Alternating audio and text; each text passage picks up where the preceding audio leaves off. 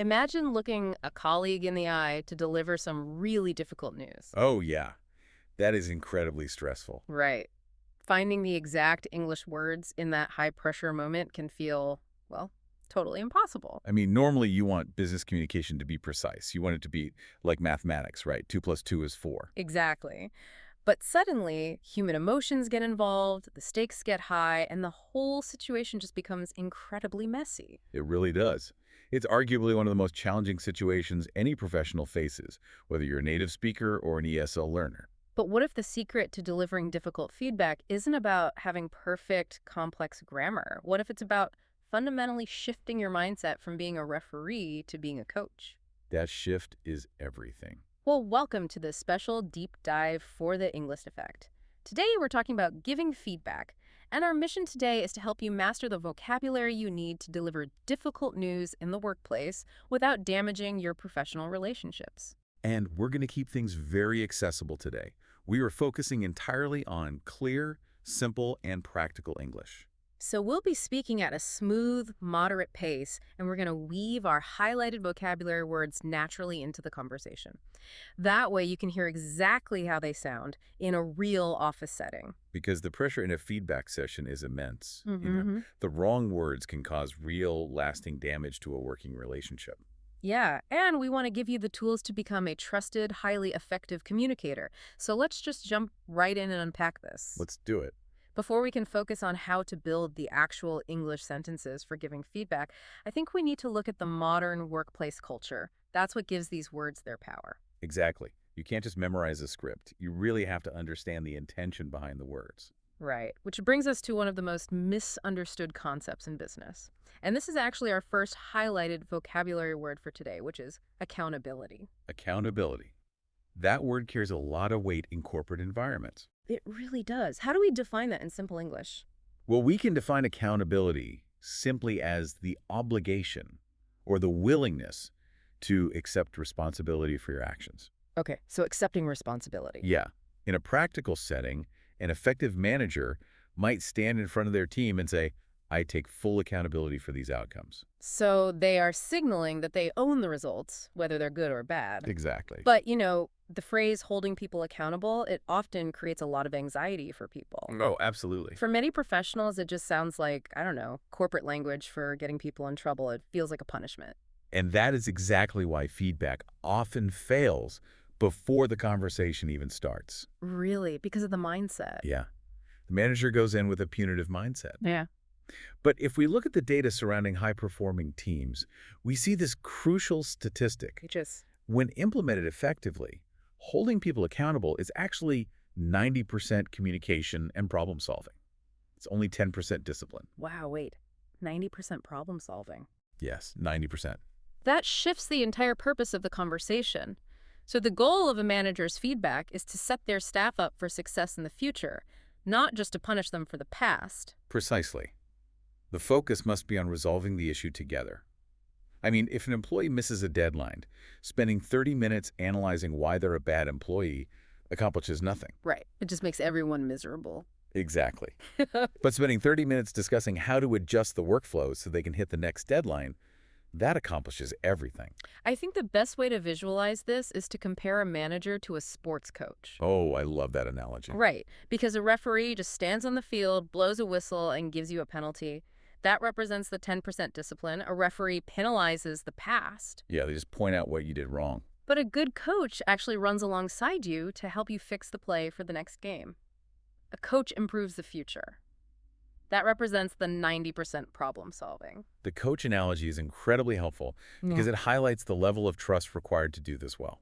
Because a player only listens to a coach if they believe the coach genuinely wants them to win. Exactly. And to build that level of trust in a business environment, you need our second highlighted vocabulary word, integrity. Integrity. And how are we defining that today? We define integrity as being honest and completely transparent, no matter how uncomfortable the situation might be. Okay, this is where I want to push back a little bit on behalf of the listener. Sure, go for it. I hear the value of integrity, and I get the coach analogy. But let's look at the reality of an office environment. Okay.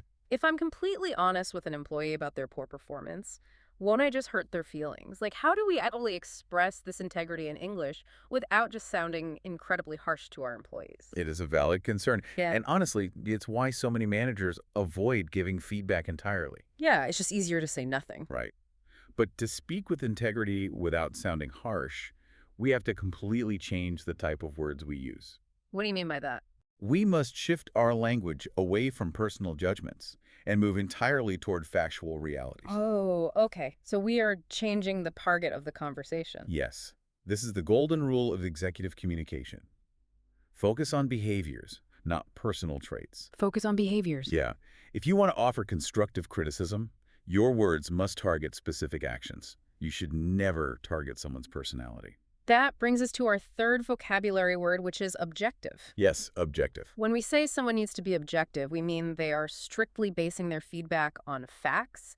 They are actively leaving their personal feelings and opinions out of the sentence. Exactly. And the vehicle we use to remain objective is our fourth highlighted vocabulary word, an observation. An observation. Let's define that one clearly. An observation is a specific, factual description of something you have directly seen or heard. Okay, so it has to be direct. Yes. Good executives do not deal in rumors, and they do not deal in assumptions. They base their feedback purely on direct observations. Okay, let's test this in a real scenario because I think a lot of listeners might struggle with this. Sure, let's hear it. Let's say I have a coworker who is chronically missing deadlines, right? Yeah. They are constantly losing important files. Very frustrating situation. Super frustrating. Taking the time to carefully craft this objective observation feels like I'm just tiptoeing around the issue. Isn't it just easier and faster to look at them and say, you are disorganized? Why take the long route? Because the short route triggers a biological defense mechanism. Really? Biological. Yeah. When you use a subjective adjective like disorganized, the other person's brain interprets that as a personal attack. Oh, wow.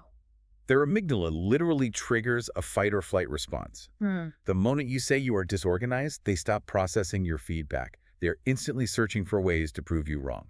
So by trying to be fast, you actually just create a 30-minute argument about their personality. Exactly. Subjective words start debates. Objective facts start solutions. Okay, so how do we fix it? What words do we use? Instead of using subjective adjectives, we rely on action verbs to describe the observation. So instead of saying, you are disorganized, you describe the specific action. Like what? Give me an example. You might say, your report lacked clear bullet points, and 3 vital data sets were missing. Oh, I see the difference. Lacked and missing are the action verbs. Yes. The listener can't argue with the fact that the bullet points were not there. It bypasses that threat response because you are criticizing a document on the table, not the human being sitting across from you. Exactly. You are replacing an emotional reaction with a direct objective comment. The facts do the heavy lifting for you. That makes total sense. So let's transition from the theory into the practical application for you, the listener. Okay, great. You now know you must be objective and use observations. But, in the middle of a tense meeting, when the pressure is on, it's very hard to remember these rules. It's incredibly hard. People just freeze up. Right. So how do we put these vocabulary words into a real English sentence without freezing up? This is where professional English frameworks come in to save the day. Having a structure means you don't have to guess what to say. You just fill in the blanks. Oh, I love a good framework. The first, most reliable framework we use is called SBI. That stands for Situation, Behavior, and Impact. Situation, behavior, impact. Okay, let's break down how a manager actually speaks through these 3 steps. Step 1 is the situation. You start your sentence by setting the context. You want to anchor the listener in a specific time and place so there's absolutely no confusion. Okay, so an example. You might start by saying, in yesterday's team meeting. Ah, that establishes the boundary. We are only talking about yesterday's meeting, not their entire career. Correct. Step 2 is behavior.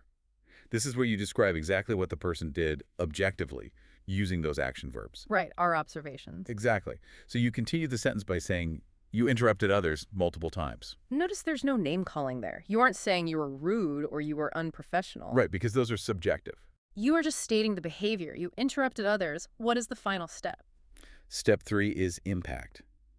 You explain the tangible effect of their behavior. And the trick here is using I statements. I statement. Yes. Instead of telling them how bad they are, you explain the effect. You say, This made it difficult for everyone to contribute. Let me put that all together. In yesterday's team meeting, you interrupted others multiple times.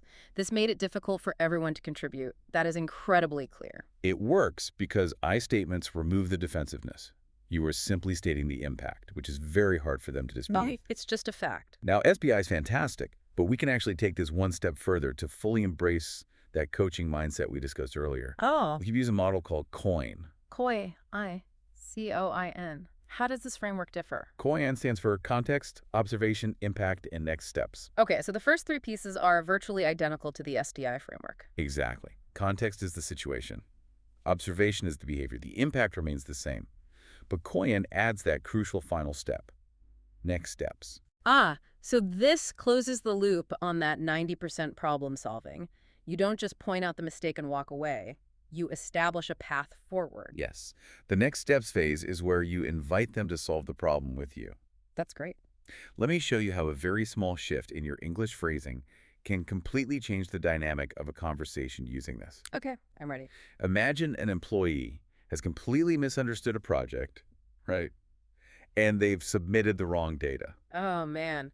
An aggressive manager might look at that spreadsheet and just say, "You've done this all wrong," which instantly makes the employee defensive. Exactly. But a manager using an I statement to stay objective would look at the spreadsheet and say, "I don't understand what you've done here." Oh, wow. I don't understand what you've done here. That is brilliant. It shifts the burden, right? Yeah. You are inviting them to explain their logic. Which might actually reveal a flaw in your own instructions as a manager. Exactly. Yeah. He treats them like a professional.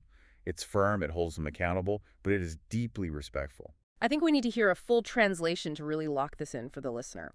Let's do a role play. Sounds good. I am going to act out a terrible, highly emotional workplace phrase, and I want you to act as a translator and turn my bad English into a perfect professional Koyan framework sentence. Okay, I am ready. Give me your worst. Let's pretend I'm an incredibly stressed project manager. I pull an employee aside and I just yell, "You always mess up the deadlines and ruin everything." Yikes. Okay, that is a classic example of what not to do. Right. It uses extreme, subjective words like always and ruin. The employee is guaranteed to stop listening and start defending their character. So how do we fix it? Here is how we translate that emotion into the Koyan framework. I would say, you missed yesterday's deadline, which delayed the project timeline. Going forward, let's set smaller milestones. Oh, that is so much better. Let's analyze why that works so well. You missed yesterday's deadline. That combines the context and the observation. Yes, it's an undeniable objective fact. Which delayed the project timeline. That is the impact. It removes the personal insult and replaces it with a tangible business consequence. Exactly. It shows them the ripple effect of their actions without calling them names. And then, going forward, let's set smaller milestones. There are the next steps. You are offering a system to help them succeed, which proves you're acting as a coach. You're maintaining accountability, but you're providing the support necessary to actually fix the issue. This all sounds perfect in theory. The frameworks provide incredibly strong English structures. They do. But, we have to manage the reality of the workplace. Humans are still humans, not robots. So, Even if I deliver a perfectly crafted Koyan statement using objective language and an incredibly calm voice, the other person might still get upset. What happens when the conversation simply gets tense or emotional? that is a hard truth every professional must accept. We have to understand that real behavioral change rarely happens without some level of emotion. So it's normal. It is totally normal. If you hold someone accountable with absolute integrity, and they suddenly realize their behavior has been negatively impacting the team, they might feel embarrassed, or frustrated, or defensive. So if an employee becomes visibly emotional, it doesn't mean the framework failed. Not at all. Emotion is just a byproduct of accountability. The manager's job is to stay calm, rely on their objective observations, and guide the team through it. So the framework really protects you from getting dragged into an emotional argument. Yes. You listen, you remain steady, and you guide them back to the next steps. But there's also a systemic way to reduce these intense emotional reactions across the whole office. Oh, how so? You have to make this a regular habit, rather than a once-a-year terrifying event. You're talking about the dreaded annual performance evaluation. Yeah. Sitting in a room for an hour while a manager lists everything you did wrong over the past 12 months. It's highly ineffective. Forward-thinking companies are shifting away from that, moving toward continuous informal feedback and quarterly check-ins. I think the best way to explain why waiting for an annual review fails is to think about driving directions. Okay, let's hear it. Letting an employee wait a whole year to hear feedback is like letting someone drive off a cliff and then looking at the map and saying, oh, you should have turned left an hour ago. That is a perfect illustration. It's not just unhelpful, it actually damages their trust in you as a leader, because why didn't you tell them sooner? Exactly. Continuous informal feedback provides small course corrections while the person is still driving. What does that informal feedback actually sound like in everyday English? Like, give us a quick example. It's quick, it's casual. And crucially, it applies to positive behavior too. If you see an employee do something great, you might just walk by their desk and say, hey, I saw how smoothly you handled that customer issue. Nicely done. So you're applying the exact same skills, making an objective observation, but using it to reinforce good habits. Right. And by doing that regularly, you build trust. So by bringing this vocabulary into our daily and quarterly check-ins, how does that actually change the overall fear factor in an office? It strips it away entirely. When feedback becomes just another part of everyday dialogue, employees stop seeing it as a threat. They start seeing it as coaching. Which takes us right back to our original premise. The goal is to be a coach, not a referee. And this vocabulary gives you the power to make that shift. So what does this all mean for you, the listener? Let's summarize the key takeaways from today's deep dive. Okay. Remember that giving feedback isn't about discipline, it's about helping people succeed. And you achieve that success by consciously moving away from personal judgments and relying entirely on factual realities. Let's recap the 4 key business English vocabulary words we explored today. First was accountability, the willingness to accept responsibility for your actions. Second was integrity, the courage to be honest and completely transparent. Third was objective, the practice of strictly basing your feedback on verifiable facts, keeping your personal feelings out of it. And fourth was observation, a specific, factual description of something you've directly seen or heard. If you can internalize those 4 concepts and practice using frameworks like SBI and COIN, you will become a highly trusted communicator. Absolutely. Now, we have a specific call to action for you here on the English Effect. First, we want you to go down into the comments and practice. Write a sentence using one of our 4 new vocabulary words. Yes, please do. And also share your favorite phrase from today's deep dive in the comments so others can learn from you. Finally, if you found this conversation helpful, we invite you to like, share, and subscribe to The English Effect to keep pushing your professional English skills to the next level. We love helping you build that real-world workplace communication. But before we go, we want to leave you with a final provocative thought to mull over on your own. Ooh, okay. Think back to the impact step of those feedback frameworks. We spend so much time trying to find complex business jargon to sound smart, right? But what if the most powerful tool in your business English toolkit is simply having the courage to honestly tell a colleague how their actions made you feel? Wow. Using clear, simple English to just be vulnerable. How would that level of vulnerability change the dynamic of your next team meeting? Think about it. See you next time. Catch you in the next deep dive.